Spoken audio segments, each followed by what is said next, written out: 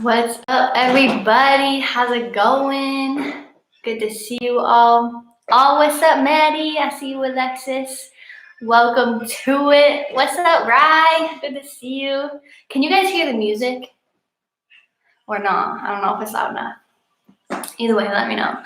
But tonight is a very special night because tonight is all about Lion King. We're going to be talking about everything I've learned from the movie Lion King. I've got my fit, I've got the music, I've got the snacks, and I don't think you guys are ready. It's going to be a good time, a real good time.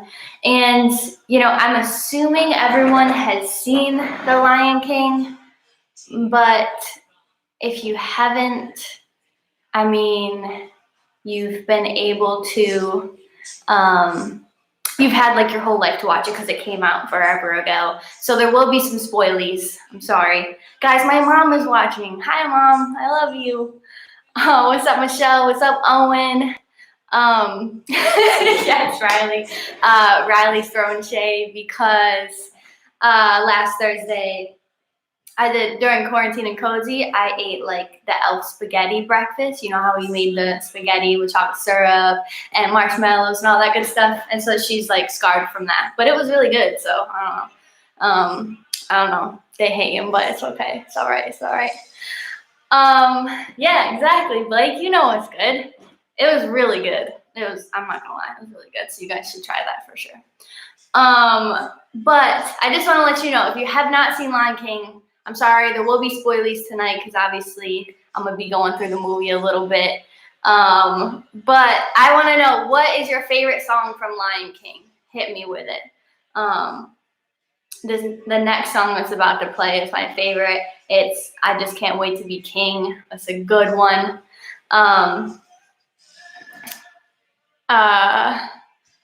Yes, it is. My mom is telling me how talented I am.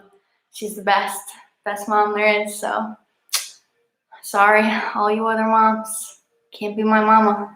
But yeah, so let me know what your favorite song is. Yes, Riley, you're right. That is the best one. That's actually my favorite scene in the movie overall. So yeah, Hakuna Matata, it's a great one. Can You Feel the Love Tonight? Classic. They're all so good. It's so hard, but yeah. So that's my favorite. What's your guys' favorite character? This one's tough because there's so many good ones. There's Simba, Nala, Timon. Blake says Hakuna Matata. Yup. Rafiki. There's so many. Scar. I don't know. Who might be Andrew Sullivan's favorite because I know Andrew's all about the villains. So if you're watching, that might be you. But let me know in the comments. There is a slight delay, but it's all cool. It's all good. But let me know. I want to know what your favorite ones are. I really love them all, but I'm just a Simba fan overall. So Jolie says Nala. Yeah, Nala's legit. She doesn't like leave his side. She goes and finds him. Best friends for life. Pumbaa is my second favorite. Rafiki. Okay, Josh. This is also Josh Ostrander's favorite movie, so he's gonna love tonight. Yes, me and my mom have the same favorite song from that movie. Look at that. Rafiki because it means friend. I didn't even know that. That's what's up, Michaela. Thanks for this info. Simba. Yep. Maddie, I'm with you. That's what's up. My favorite song just started, so let's get it. Okay, my last question. I'm just curious. Do you guys like the original cartoon better, or do you like the new movie that just came out last year? It's kind of like more like a live action. I don't know what it's called. They just redid it, so they look like real lions. So which one do you like better? I can't help it. I just like the original. It's what I grew up with. I love the music in it better, and overall it's just my fave. So I don't know. Oh, okay, I see you, Mom. All right. I don't think that song's in there, but we can remake it for you, Mom. New one, not my liking. Wait, for real? Wait, Josh, you like the new one better? No, you like the old one, I think. Original, OG. You like both cartoon. Yeah, see, you just can't beat the original. I love that they still did it though. I'm down with that. Like, remake it. Keep remaking it because it's my favorite movie and it needs to be, kept alive. So I'm thankful for it. But basically everyone said OG. So now I know. Now I be knowing. So I want to go through a few things that Lion King taught me tonight because there's so much you can learn from this movie. So much. But I'm going to be talking about 3 things. So the first thing Lion King taught me was that your life will reflect. Oh my gosh, I can't speak. Somebody help me. Somebody type in reflect so that I can read it. There you go. Do it for me. Your life will reflect those around you. There it is. Everybody just clap for me because I said a full sentence right. It's never happened before. But like, for example, in the movie, remember when Scar accidentally slips and says, thank you, Josh.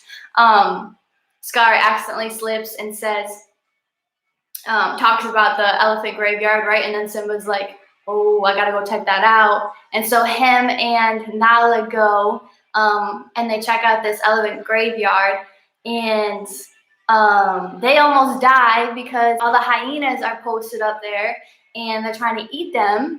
And so all I'm trying to say is in that moment, it was Simba's decision. It was Simba's decision to go to that graveyard. But because Nala was friends with him, she went too. And so she suffered the same consequences as Simba. So when you line up with people, when you're friends with people, you are going to have the same outcome as them in some instances. Like in the movie, they both could have died. They both were in danger. And that was because of a decision that one of them made. And so you can't have a Simba in your life and avoid Simba's future, is what I'm trying to say. You can't have a Simba in your life and avoid Simba's future. So whoever the people in your life are that you're really close with, you spend a lot of time with, you're not going to be able to avoid their future. Your future will be very similar because the people you hang out with is who you start to be. And, just another example, when Mufasa died, just moment of silence for him. Yeah. Worst part of the movie. I literally cry every time, but whatever. I don't want to talk about it. But when he died and Simba ran away, he ran away and he almost died. But thankfully, Timon and Pumbaa took him in and made sure he didn't die. And they fed him and all this great stuff. But the thing is, once he was friends with Pumbaa and Timon, the whole Hakuna Matata thing happened and went down. And so we love that song. We love that saying. And it's great in certain situations, but their whole lifestyle was Hakuna Matata. No worries. Like, I'm not going to think about the past. I'm not going to think about my problems. I'm just going to ignore it. And so he's out in this jungle with his friend Pumbaa and Timon. And I don't really know exactly how long, at least a couple years or a year, because he done grown up. And so he's there, and he never thought about what worried him. He never thought about the past. He just kept avoiding it. And if it wasn't for Simba kind of wising up and remembering, like, okay, this isn't who I am. I actually do have to face my problems. I actually do have to go home and solve a few things. If it wasn't for him, he would have still been in that jungle for probably the rest of his life, and his family actually would have died or starved to death because of Scar. And so it's a really good thing that he actually did make a change, and he didn't just let his friends lead him into a life that wasn't for him and wasn't his destiny. And so Simba did step up, but I think there's a lot of people in life that will just let their friends drag them in a direction, and they never do wise up. They never do remember that actually this isn't who I'm supposed to be. Actually, I have some things that I need to do over here to be a healthier human, and they just kind of go with the flow. They kind of Hakuna Matata their way through life. And like I said, Hakuna Matata isn't a bad thing, but if you're 100% Hakuna Matata, like with everything. You're not actually solving your problems, you're just avoiding them. And so that was like the first half of the movie with Simba, but then he did wise up in the end. And so I did just want to say, the people you're spending time with, obviously not physically right now, but the people you're texting, the people you're FaceTiming, the people you're Snapchatting, they have a piece of you and you have a piece of them. Because the people you spend time with, it wears on you, and it's either a good thing or a bad thing. And that's kind of up to you and the decision you make as far as who you are hanging out with. And so I just want to kind of make you guys remember who you decide to hang out with, who you decide to give your time to is super important. It doesn't feel like it is a lot of times. It's just like, oh, I'm just blowing an hour with this person. It's no big deal. But like Lion King teaches us, you really do become like the people you hang out with, but it's up to you. It's not up to them. It's up to you to decide what you're going to do with your life. And so that's lesson number 1. Everybody say number 2 in the comments. Number 2, #2 is how we read it now. So the second thing I learned from Lion King is to try new things. This is like one of my favorite things that I learned from it. But we all know Simba's a lion, okay? Pumbaa and Timon are not lions. They're not, going around eating gazelles and warthogs, because they are warthogs. I don't really know what Timon technically is, but he's not going around eating warthogs either. And so Simba, when he started hanging out with them, had to make some adjustments, because he's not just going to eat his friends. That'd be whack. That'd be weird, and that would be a horrible story, a horrible ending to a Disney movie. Does anyone remember? So they're in the jungle. They're about to get some grub, which is basically just like worms and bugs and stuff. And so Timon grabs a grub for Simba, and he grabs it, right? Here, I got some right here for you. This is the snack I was talking about. So we got our grub right here, right? And he eats it, right? But does anyone remember what he says when he eats it? When Simba eats it, what does he say? I want to know how well y'all know Lion King. Let me know in the comments. I'll wait. He eats the grub, and then he says, I think 3 words. Yep, 3 words. Anybody know? I know Josh Ostrander knows, but how about the rest of you? Go for it. I'm waiting.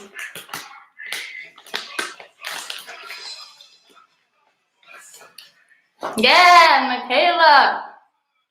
She done got it. Yo, you my girl. That's what's up. She knows her Lion King. He puts the grub in his mouth, he eats it, and he says, slimy, yet satisfying. And so he tried something new, and it was good. A lot of times we're so scared to try new things, and I'm not talking about eating worms, that's whack. I mean, you can eat this kind, but not for real though. Sometimes we kind of get discouraged or kind of scared to try new things because we're so used to our routine. We're so used to all the normal things in our life, and we don't want to let go of that. But I just want to tell you, life is too short to do the same thing every day. And trying new things, doing new things, whatever it is, whether it's maybe you want to learn how to skateboard, maybe your dad made something new for dinner, and normally you wouldn't try it, but maybe after this you will. Whatever it is, trying new things makes life interesting and way more fun. And so I would just encourage you guys to try some things this week. I just want to read this verse too that goes along with what I'm saying. Jeremiah 43:19. For I am about to do something new. See, I have already begun. Do you not see it? I will make a pathway through the wilderness. I will create rivers in the dry wasteland. I love that verse because it just shows God's not afraid to do new things. He's not afraid to work new things in us, and so we shouldn't be either. If a lion, a fictional lion, can eat a worm and survive off of those. We can try some new things, all right? And we are in a time in quarantine where we're kind of doing the same thing every single day, and it's getting to the point where it's like, all right, bud, we needed to be doing something different here. And so there's already so many similarities in our day to day. And so I really just want to encourage you guys to try something new this week, whatever it is. What I'm going to do is I'm going to paint something. I've never actually sat down and seriously painted something. I've literally wanted to, like, forever, for years, and I never have. And so this week I'm going to make the time, and I'm going to do it. I'm going to post it on Instagram, no matter how horrible it looks, because I'm going to celebrate the fact that I tried something new. And so I want every single one of you to try something too. However big, however small, whatever it is. If you fail, doesn't matter. At least you tried it. And so I want you to take a picture of it, tag Crave NNY, because we want to see what you're doing too, and we want to encourage everyone we can to start trying new things, and to not just give in and be like, oh, there's nothing to do, or oh, I'm so bored, or we have endless amounts of things that we can try, we can do. This is America, and so we just have to be more creative, that's all. And so thank you, Simba, for that one. Thank you. The third thing that I've learned from Lion King is you cannot run from your problems. This is like the biggest one for Lion King. We can paint together, Mom. I'll FaceTime you. So you cannot run from your problems. Obviously Simba tried to. He was set up, his uncle actually killed his dad, but he thought that he did, and so he ran for his life. He didn't grab no shoes or nothing. He ran for his life to the jungle, and so he was chilling there for however long, and totally just avoiding his problems, but it was eating him up inside. You could tell that he wasn't able to really forget what he did. He wasn't really able to forget his past because he was avoiding it. And eventually, after he ignored his problems for so long with Timon and Pumbaa, his childhood friend Nala shows up, right? And I mean, she almost eats Pumbaa, but she doesn't, thank God. It's not real life, so they didn't let her eat him. So I'm very thankful for that. We cannot lose Pumbaa. He holds the whole movie together. So she doesn't eat Pumbaa, which is great news. But then she talks with Simba, and she's like, bro, you need to come back. Like, you need to come back to Pride Rock, his hometown. Scar is starving anybody. There's no food left.